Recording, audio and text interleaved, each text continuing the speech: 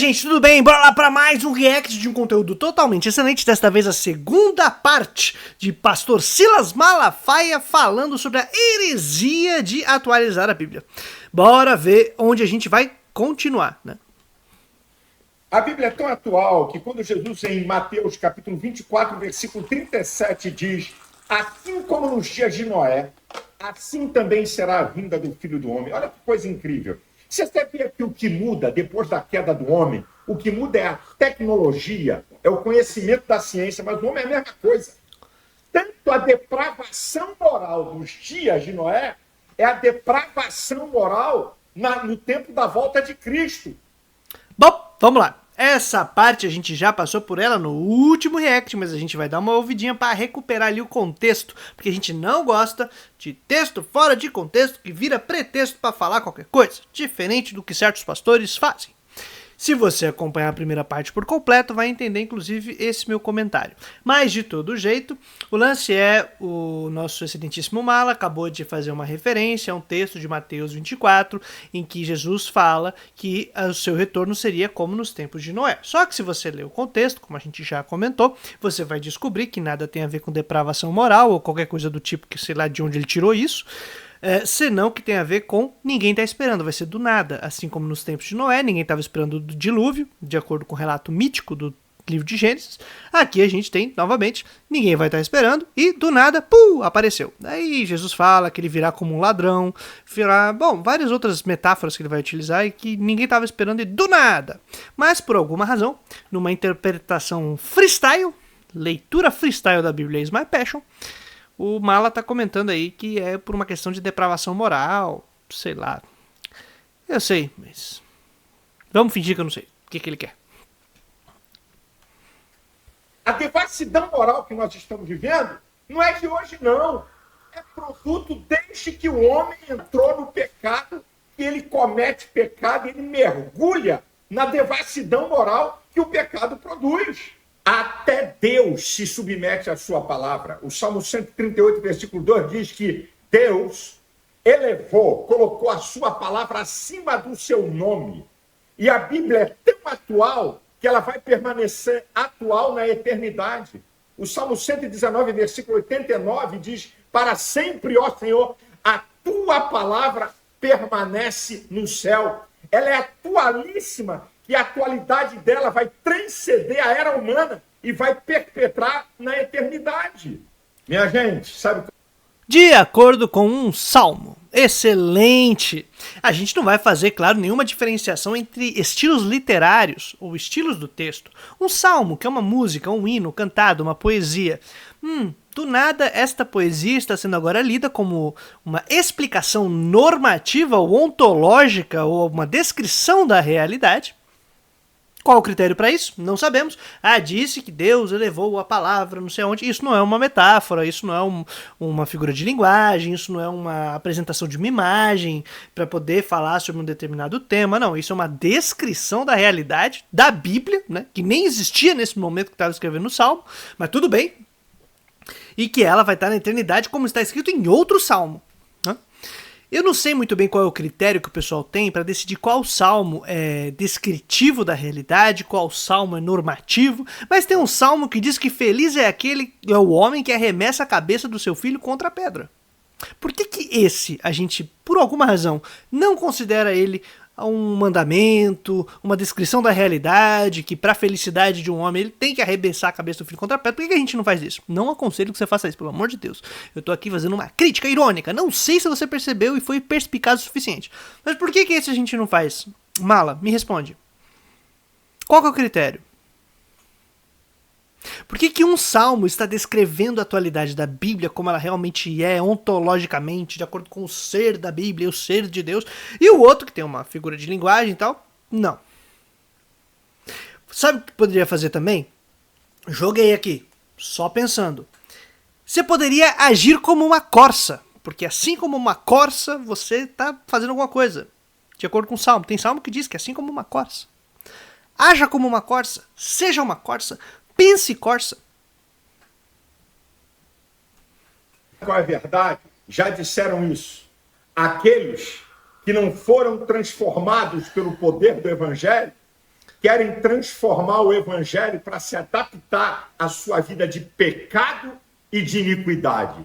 Que conversa fiada é essa de um camarada vir dizer a primeira afirmação terrível? Homossexualidade. O cara diz que a prática homossexual é uma condição e não comportamento. Aonde? Nem na ciência, nem na Bíblia. Aqui é o erro crasso primeiro. Segundo...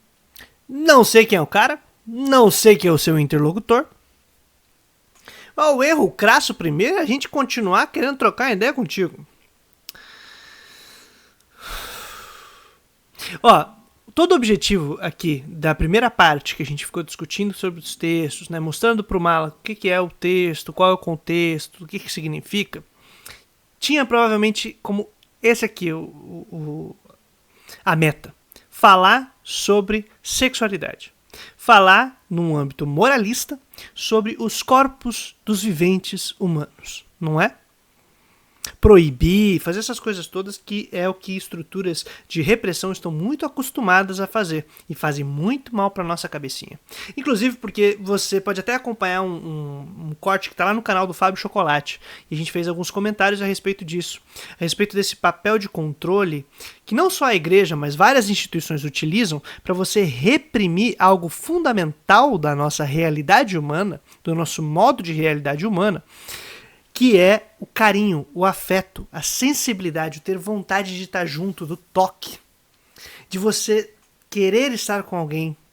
É que tudo se transforma nessa passagem para o sexualizado, no sentido negativo, criando essa imagem do puro, do impuro e tudo mais, utilizando textos fora de contexto, utilizando leis e conteúdos de um tempo para uma comunidade em um momento sem fazer qualquer análise de critérios para poder reinterpretar essas coisas. É claro, só quando entra nesses parâmetros e aparatos do controle do corpo das pessoas. Quando são outros, vocês atualizam com uma facilidade incrível, eu acho impressionante. Mas tudo bem, vamos lá. Se você impede as pessoas de ter cuidado, de ter afeto, de ter carinho, de poder se expressar, de poder amar, ser amado, ter trocas com os outros, com as outras, com outros. E aí quando você ouve isso, você deve estar fulo da vida, que usou um gênero neutro.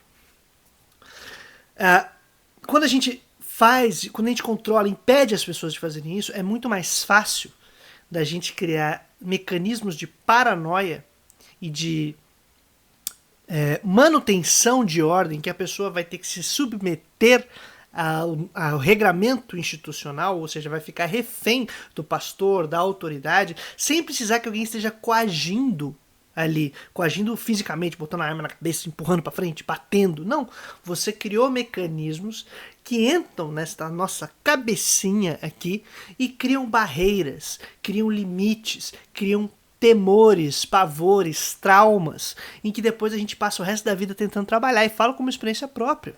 Porque sim, é só depois de muita terapia, de muita troca de ideia, de muita possibilidade de respirar um pouco, que você vai entendendo a importância que tem esses regramentos moralizantes quanto à sexualidade das pessoas. E é doentio, é violento, faz um mal danado para as vidas humanas, e aí entra nesses debates moralizantes, que provavelmente é isso que você vai querer fazer, de criminalizar, de tornar uma coisa horrenda, impura, imunda, o amor, a vida das pessoas, como elas se gostam, os afetos. Em última instância, o único argumento vai ser porque está escrito em versículo tal. E esse é o argumento mais frágil do planeta, como a gente acabou de ver, só com questão aos salmos, por exemplo. Mas tudo bem, respiremos. Que estamos aqui para isso, né? Para ir trocando ideia, ouvindo groselha e rebatendo as groselhas. Olha, porque a Bíblia tem 2, 3 textos sobre isso, e os homossexuais que estão dentro da nossa igreja, e os que se prostituem que estão dentro da igreja, relação sexual entre solteiros, e os adúlteros que estão dentro da igreja. Então vamos adaptar a Bíblia à vida de pecado. Ao invés da Bíblia trazer um evangelho que transforma, que liberta, que muda, nós vamos ter um evangelho adaptado. Agora, essa conversa fiada de que tem poucos versículos, o cara foi tão covarde que usou um texto de Levítico, que não tem nada a ver com o Novo Testamento. Vamos lá, parte por parte. Primeiro, você vê que ele mistura a questão de uma homoafetividade, né, uma relação entre duas pessoas do mesmo sexo que tem carinho, afeto um pelo outro, com o lance de prostituição, sabe Deus por quê, né? Quer dizer, a gente sabe por quê, porque aí você consegue ir juntando todos os elementos para tentar taxar, subjugar e imprimir vários signos que são considerados perigosos, criminosos e tudo mais, que a gente já tem socialmente estruturados e reproduzidos. Mistura a questão de relacionamento sexual entre pessoas que não firmaram um contrato de matrimônio, que é um contrato, não sei se vocês já pensaram isso, né? Eles consideram que é casamento, essa galera aí, de maneira formal, é só o papel. Não é a relação afetiva, não é o carinho, não é o compromisso, o comprometimento, é o papel. Tem papel assinado, pode transar. Não tem papel assinado, cuidado aí com seus órgãos sexuais. E vão reprimindo, né, gente? Vai reprimir qualquer contato que tenha com os órgãos que dão prazer, ou mesmo com atos que são prazerosos, de carinho, de abraço, de dar a mão, de um beijo, um afago, um cafuné. Tudo isso vai ser colocado dentro dessa dinâmica repressiva de controle e tal. Beleza. E aí vem com o argumento bíblico. Olha, esse cara, que eu não sei quem é, citou o versículo de Levítico para falar contra a homossexualidade e tal, não sei o que lá, ou para dizer que isso tá desatualizado. E é verdade. Em geral, o pessoal saca Levítico da noite pro dia, assim, plau, saca Levítico. E aí, saca Levítico no mesmo texto lá que fala, e isso trocentas pessoas já explicaram, tem o regramento no mesmo texto, no mesmo categoria, inclusive, de não comer frutos do mar, e desta relação homoafetiva. Aí um vale e o outro não. E qual é o critério? O critério é o controle, minha gente. O critério é aquilo que dá pra você abrir mão e não pra manter estruturas de controle de dominação. É disso que a gente tá tratando. É disso que tá se falando. E agora, provavelmente, o Mala vai o quê? Vai pro Novo Testamento, o Segundo Testamento, e vai novamente sacar versículos, já imagino quais, em que vai falar sobre imoralidade sexual, que estão conectadas no contexto, como já a gente vai comentar, de ritos e tudo mais, e o mais importante. Em geral, nos textos bíblicos do Antigo, ou do Primeiro, e do Novo, do Segundo Testamento, quando se fala sobre imoralidades sexuais, estão, em geral, conectadas também com outras imoralidades. Que não é propriamente a questão sexual isolada, senão toda uma dinâmica que tem a ver com a corrupção da organização do povo, que passou por várias mudanças durante a história e da própria compreensão do que é puro e não. Mudou, você acredita, Mala? Mudou, cara. E vai mudando. É impressionante. É só ver, por exemplo, como se dava o processo de purificação no Primeiro Testamento e como se dá no Segundo. E o que implicava você não fazer um sacrifício no Primeiro Testamento e o que passa a implicar no Segundo. Muda o regramento, muda a ordem, muda a compreensão dessa realidade. E a gente tem que considerar estas coisas. Se não considera, dá ruim. A gente faz uma leitura ruim, um critério ruim e não consegue perceber o que é fundamental na organização da vida. E aí passa batido a questão da imoralidade sendo concebida como uma corrupção também da própria lei. É a lei que, quando é executada, ela é executada de maneira corrompida e imoral e chega inclusive a assassinar inocentes. Então a gente tem que recuperar qual é o fundamento da lei, qual é o fundamento desse critério de leitura. A gente tem que recuperar essas paradas. Sabe para quê? Para não ficar incorrendo no risco de ter gente que ocupa cargos de liderança e reproduz imoralidades institucionalmente. E não estou falando de sexo ou desse tipo de discurso moralizante. Estou falando das imoralidades, que é, por exemplo, você ser um falseador da palavra, como está em 2 Coríntios, e a gente acabou vendo junto, né? Que é aqueles caras que fazem da Bíblia, ou da palavra, na verdade, um comércio, um negócio. E isso é tratado como uma imoralidade. Tem outras coisas também, mas uma coisa de cada vez. Para tentar consubstanciar a sua heresia. É cínico, porque sabe o que estava fazendo. Agora, interessante É cínico, é? Jesus nunca falou sobre isso, não. Não. Jesus em Marcos, capítulo 10, do versículo 6 ao 9, Jesus ratifica a criação, porque desde o princípio Deus fez macho e fêmea. Deixará o homem seu pai e sua mãe, unir-se-á a sua mulher, e serão ambos uma só carne. A única relação... Esse texto é para descrever a criação? Esse texto é para criar uma normativa de como devem ser as relações humanas, as relações de afeto? Acho que você está sacando um texto que não se pretendia isso para tentar fazer valer a tua posição. Olha que curioso. Será que o tema não era só a respeito de outra coisa que Jesus estava fazendo? Recomendo você que está acompanhando esse react aqui de ler lá. Lê essa referência de Marcos. Excelente. Para ver se é disso que se trata. Ou se aqui está fazendo tá pensando um elemento para dizer que já que Jesus utilizou esta referência, isso significa que só existe um tipo de relação afetiva.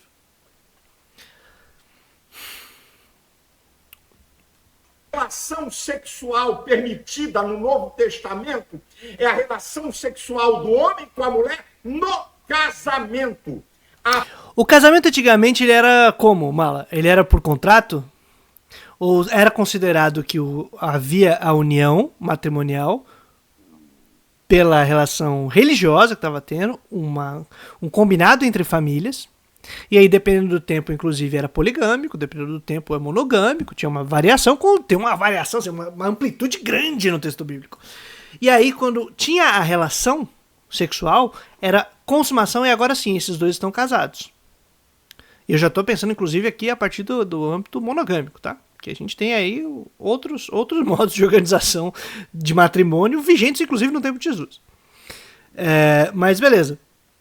Teve essa relação, agora considerado. Diferente do negócio nosso aqui, que tem a cerimônia, o papel e é o papel que decide. E uma galera antes que casava adolescente, né? Hoje não é mais essa pegada. Casa bem mais velho.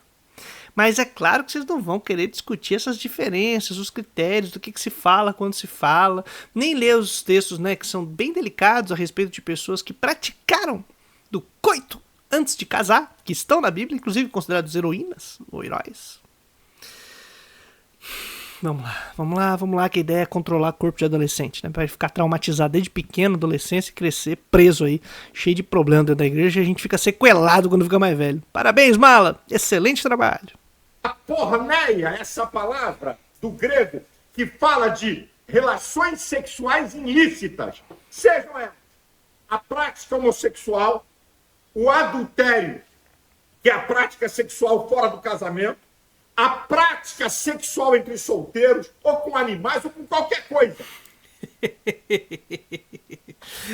Esta palavra que significa imoralidades é conectada, sabe com o quê? Quando fala de pornéia e tal, com cultos, ritos, com um tipo de parada. E culto, rito aqui a gente não tá falando de outra religião só, tá?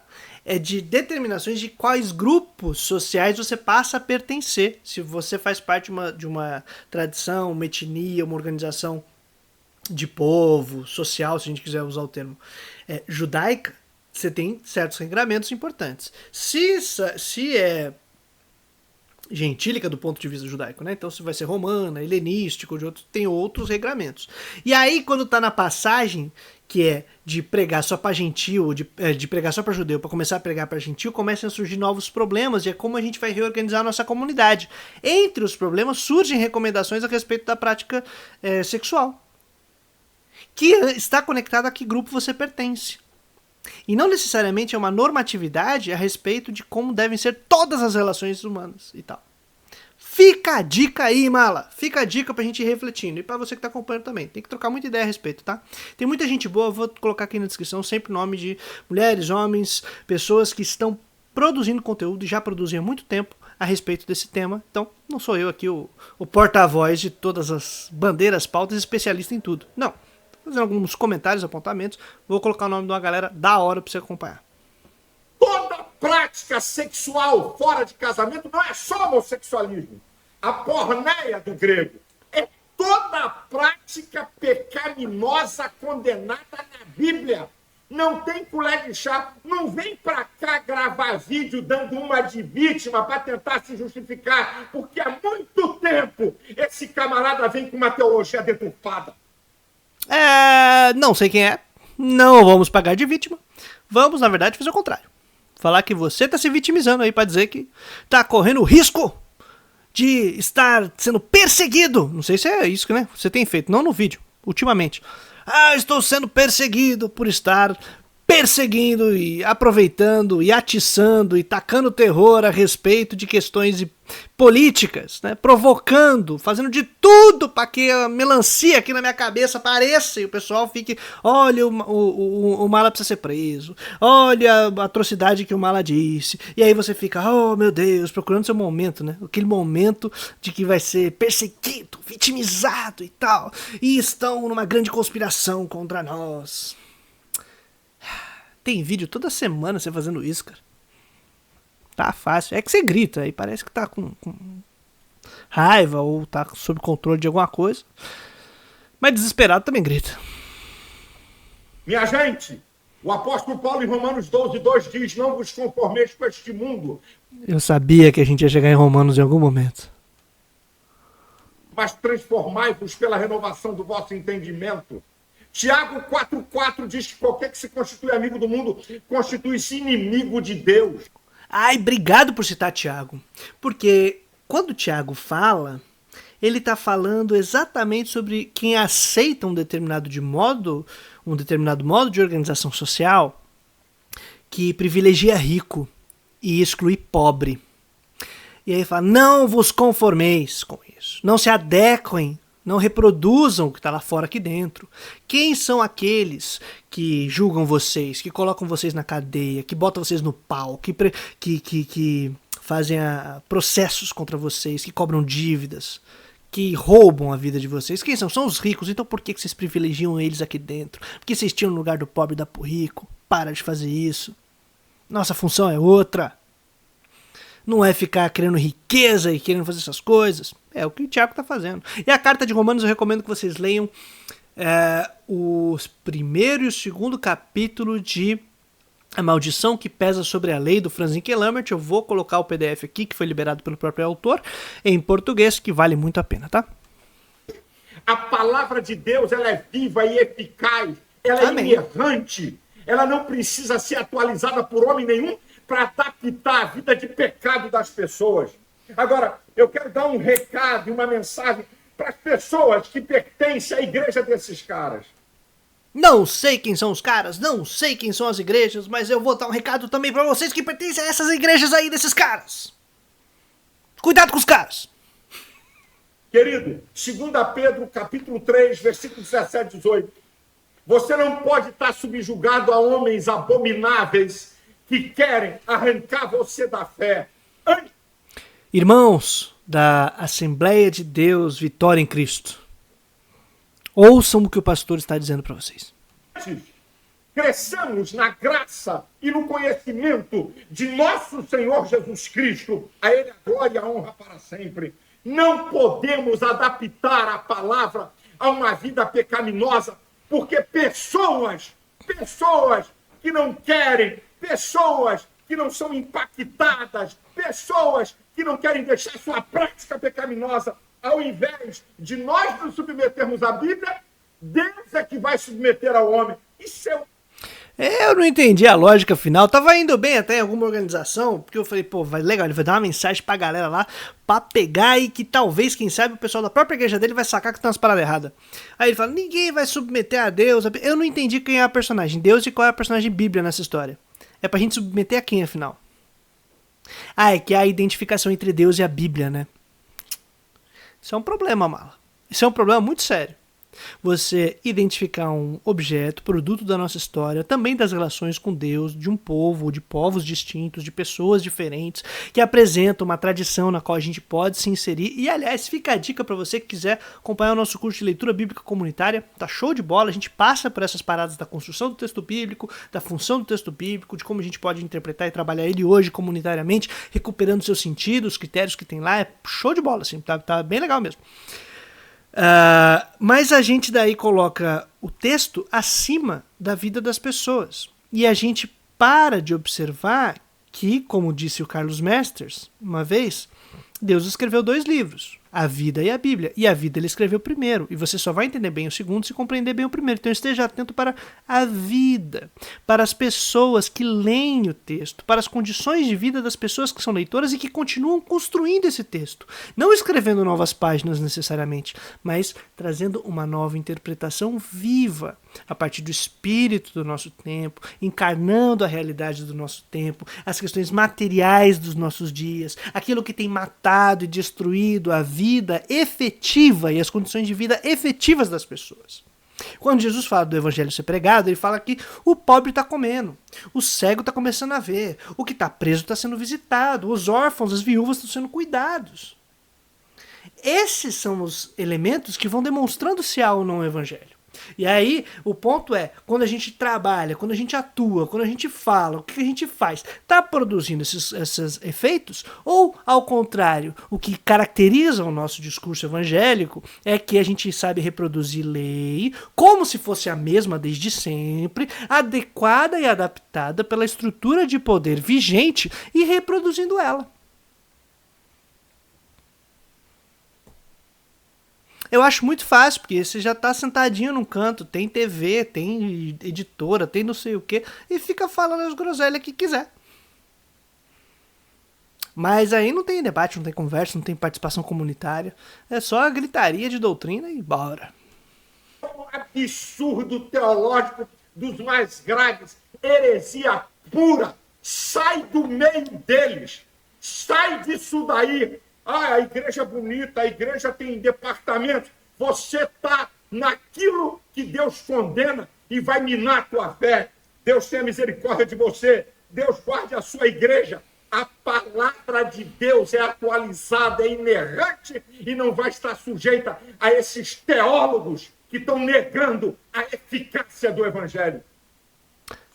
Ninguém está negando a eficácia de evangelho, ninguém está fazendo nada disso. Isso é um pânico que você está criando, provavelmente discutindo com alguém que deve ter falado sobre atualizar a Bíblia. Só que o que você faz é atualizar a Bíblia. E tipo assim, é bem evidente isso. Quando a gente tem a Bíblia, que é a Bíblia da vitória financeira, que vai aí agora adaptar certos valores ou ideias, ou não sei o que lá, para o nosso modo de vida de hoje. Que a gente vai adaptando várias paradas. A igreja muda direto, gente. Quem nasceu nos anos 80 e vê a igreja hoje, mudou um monte de coisa. E continua mudando. Se for mais velho, mudou mais ainda. E se a gente olhar para a história da própria igreja, da própria doutrina, ela mudou e ela muda. E mudará. Não necessariamente para melhor. E esse é o problema. A questão é que vocês estão mudando direto o texto bíblico, adaptando a maneira que interessa. É só ver o que o senhor falava sobre a teologia da prosperidade e o que fala hoje. Muda. Mudou, não mudou? Qual que estava certo? De antes ou de agora?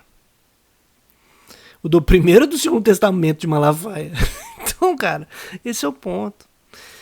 E já que mudará, a gente tem que saber quais são os critérios, quais são os valores fundamentais. Não o versículo, o texto, que sem contexto pode servir para qualquer coisa. Quais são os valores, quais são os conteúdos fundamentais que orientam a nossa própria leitura? É isso que a gente precisa saber, Malá. Deus abençoe a todos. A todos, a todas e a todes. Deus abençoe vocês também, queridos que têm acompanhado esse vídeo, esse react. Se puder dar uma força lá no Apoia-se, eu aceito. Se puder mandar um pix, ajuda muito também. Estamos com a campanha para eu trocar meu computador, porque ele tá travando. Essa é a terceira vez que eu tô tentando gravar esse vídeo. Nossa, hoje o dia tá maluco. Já desliguei meu computador, formatei, fiz um monte de coisa aqui já para tentar salvá-lo, mas ele está partindo dessa forma melhor. Dá uma olhada nos nossos cursos também, tá tudo aqui, os links na plataforma, na descrição, inclusive da plataforma, se você puder dar uma olhada, ajuda demais. Respiremos, sigamos e trazendo a boa nova todo dia útil até a vitória final. Valeu, tamo junto.